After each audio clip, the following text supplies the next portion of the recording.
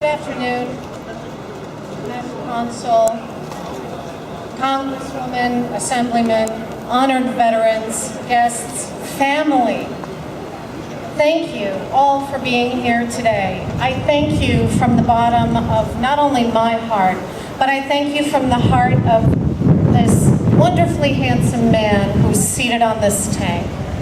At the age of nearly 19, he and his friends determined that they were going to stand up to the injustices that were being foisted upon all of our predecessors. So I think that we should give a round of applause to each and every single one of those men and women who fought during the uprising.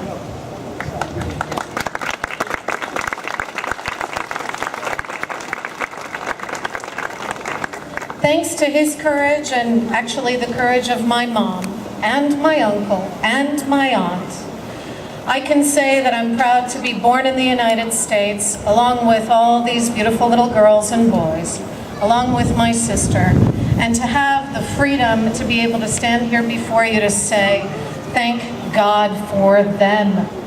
They put everything on the line. They did everything they could. I dzięki Bogu. Bo jakby tego nie zrobili, my byśmy tutaj nie byli.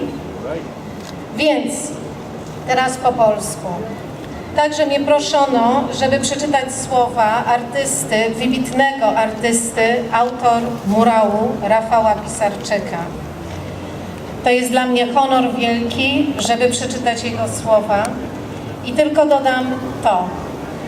Zapamiętajmy, że ci wszyscy, którzy brali udział podczas powstania, to byli dzieciaki, to byli dzieci. Co myśmy robili w naszych życiach, jak mieliśmy 18 czy 12 lat?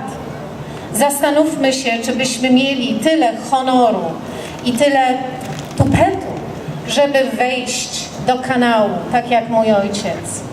Z przodu zawiązany z wielką ilością amunicją, i przetargając się przez te brudy palące, płonące, zastanówmy się, czy mamy to w sobie. Ja uważam, że ja bym tego nie mogła zrobić. I dlatego jestem tak bardzo wdzięczna do Rafała i teraz przeczytam jego słowa.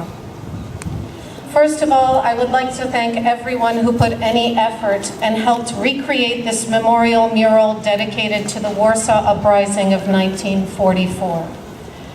I would also like to thank every single person who was present at the opening ceremony. It is a great honor for me to have painted this mural dedicated to one of the most heroic events in the struggle for the Polish nation's freedom. I must admit that I deeply regret not being there with everyone present for the ceremony. But I can only excuse myself with the fact that I am actually in Warsaw, in Poland, taking part in the ceremonies at the Polish capital itself. Looking back at everything that happened throughout the process of creating this mural, from the first time around till the completion of the renewed wall, I have experienced many blessings that I'd like to share with all of you.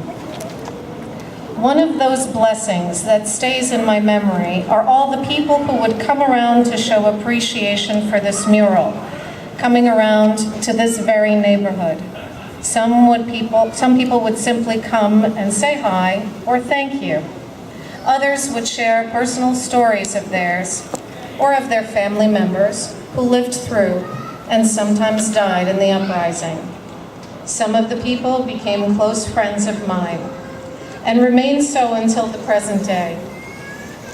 All these things not only add meaning to my work, but they especially make me a richer person on a spiritual level.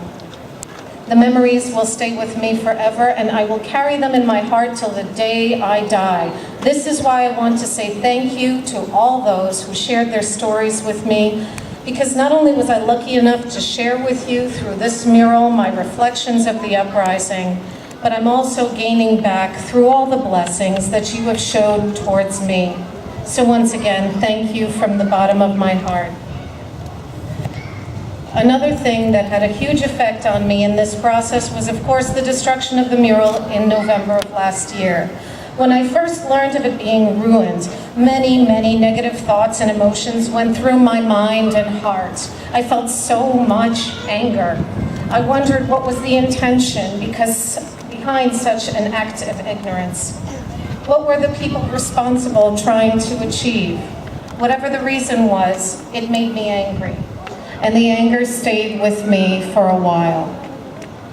And then, I thought of the Uprising fighters and all of the citizens of Warsaw who experienced the destruction of their city, with so many of them losing their lives. I felt angry because of one mural being destroyed. How must they have felt seeing thousands of their fellow citizens being murdered every day? And yet, they were tough enough to find the strength and rise from the ruins to rebuild their city back to its glory.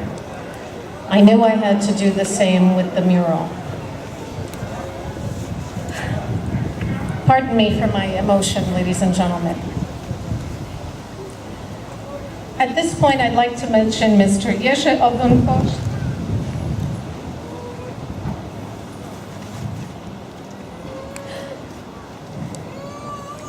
The man portrayed on the mural, sitting on a captured German tank with his fellow soldiers. Although I feel that every single person who fought or died in the uprising deserves the same type of respect, and yet it's not always fair to single someone out for their involvement. In this case, I'd like to do just that.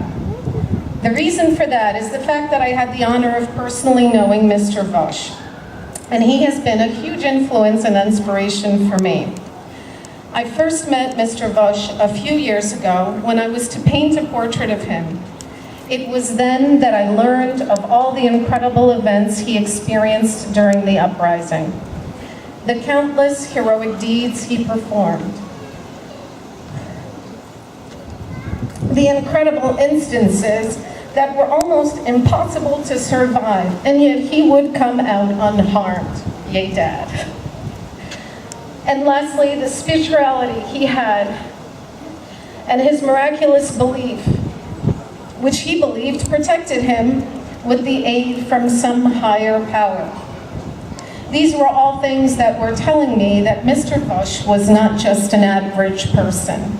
But there was one more thing about Mr. Woś that struck me even more. That was the sort of humility he had about him. Although I was aware that the person I was talking to was a true hero with accomplishments that many may only dream about, he never showed any signs of selfish pride. He never spoke of himself as a hero, but quite the opposite. He would always point out that he only did what everyone else in that situation should have done.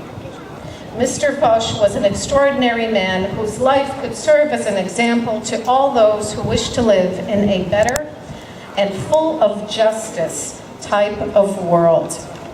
It was his story that first made me interested in the Warsaw Uprising, and it was his character's example that gave me strength during the repainting of the destroyed mural. Now I wonder how many others like Mr. Woś were there. How many have died and been forgotten by us? For example, let's take Witold Modelski, the boy portrayed on the mural. Not even 12 years old when he was killed in the uprising.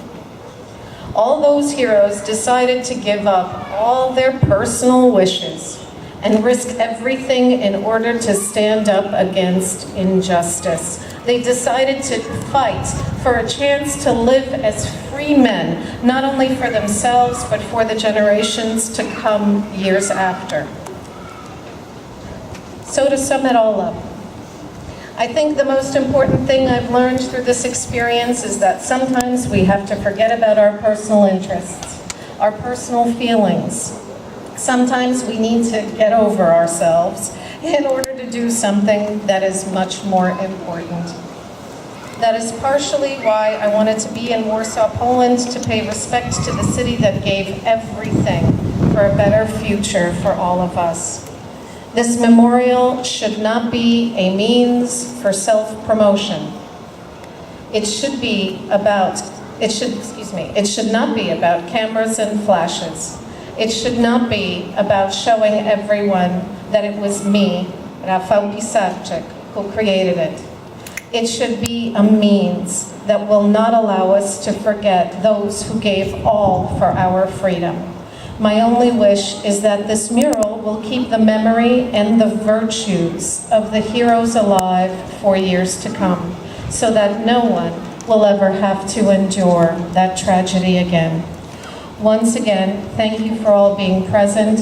Sincerely, Rafał Pisarczyk, the artist. Thank you, ladies and gentlemen.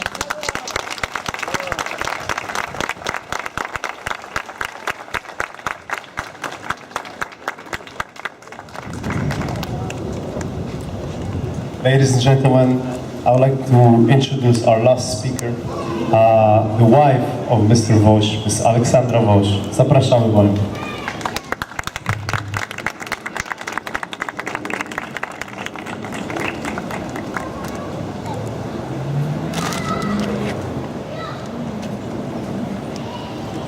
Ladies and gentlemen, Honorary General Counsel, distinguished guests, ladies and gentlemen, I have great honor to read to you letter what I received from, in Polish, Biuro Ochrony Rządu. Szanowni Państwo, Szanowna Pani Aleksandro, Biuro Ochrony Rządu wywodzi swoją tradycję z okresu dwudziestolecia międzywojennego, kiedy to po odzyskaniu przez Polską niepodległości w 1918 roku w obliczu nieustabilizowanej sytuacji politycznej i gospodarczej kraju powstała konieczność zapewnienia bezpieczeństwa kluczowym osobom obejmującym funkcje w nowo powstałej administracji państwowej.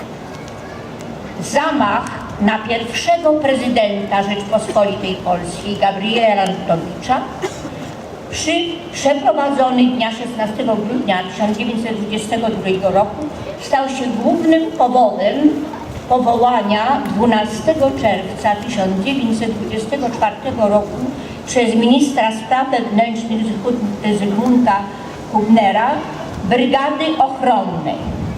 Głównym zadaniem formacji było prowadzenie służby ochronnej wobec prezydenta, głów obcych państw oraz wybitnych dygnitarzy polskich. Nasza formacja działa nieprzerwanie od 91 lat. Kolejne pokolenia funkcjonariuszy Biura Ochrony Rządu każdego dnia wykonują swoje obowiązki z zachowaniem rąk przysięgi. Służyć wiernie narodowi polskiemu, mając zawsze na względzie interes państwa polskiego, nawet z narażeniem własnego życia. W roku 2014, tuż przed obchodami jubileuszu 90-lecia Biura Ochrony Rządu oraz przypadającą rocznicę wybuchu Powstania Warszawskiego, funkcjonariusze Biura Ochrony Rządu podjęli inicjatywę o przejęciu tradycji oddziału dyspozycyjnego B KEDIW-u Warszawa. Odnajdując podobne zadania i bohaterstwo żołnierzy oddziału dyspozycji B KEDIW-u, zrodziła się idea kultywowania pamięci żołnierzy oddziału B KEDIW-u. Każde spotkanie z tymi wspaniałymi ludźmi, rozmowy i ich wspomnienia wywołują na nas podziw i wzruszenie. Stąd też funkcjonariusze Biura Ochrony Rządu pragną dziedziczyć chlubne tradycje oddziału dyspozycyjnego BKDW Warszawa, uznając, iż tradycja polskiego państwa podziemnego jest jedną z najważniejszych, do których warto się odwoływać. Funkcjonariusze Biura Ochrony Rządu każdego dnia służą żyjącym żołnierzom oddziału BKDW i pielęgnują pamięć o tych, którzy odeszli. Mamy nadzieję, że prowadzone przez legitymizujące i formalnie pozwalające funkcjonariuszom BOR na dziedziczne tradycje żołnierzy oddziału BKDW zostaną jak najszybciej zakończone. Jednak ten stan sprawy nie wpływa na zaangażowanie funkcjonariuszy w kultywowaniu pamięci o wspaniałych ludziach. Dziś, w czasie obchodu 71. rocznicy Powstania Warszawskiego, jesteśmy na posterunkach, wykonując nie tylko swoje ustanowione obowiązki, ale towarzyszymy również żołnierzom AK, bo tylko w ten sposób możemy podziękować za ich odwagę i bohaterstwo. Serdecznie pozdrawiamy wszystkich Państwa uczestniczących w pięknej, wzniosłej uroczystości, która również nam jest bardzo bliska. Kierownictwo i funkcjonariusze Biura Ochrony Rządu. Chciałam na zakończenie dodać, że właśnie tutaj jest kilku kolegów mego męża, właśnie z KDW. Dlatego prosiłam, ażeby ten list był napisany i mógł być odczytany Wam wszystkim. Serdecznie dziękuję i dumna jestem z tego, że nie tylko my starsi, ale następne pokolenia, tak jak moje córki, które mówią fantastycznie po polsku, mimo że są urodzone w Ameryce, jak również moje wnuczęta tutaj, które były w kościele, podawały dary i są tutaj. Szczęść Boże nam wszystkim, niech żyje Polska i God bless America.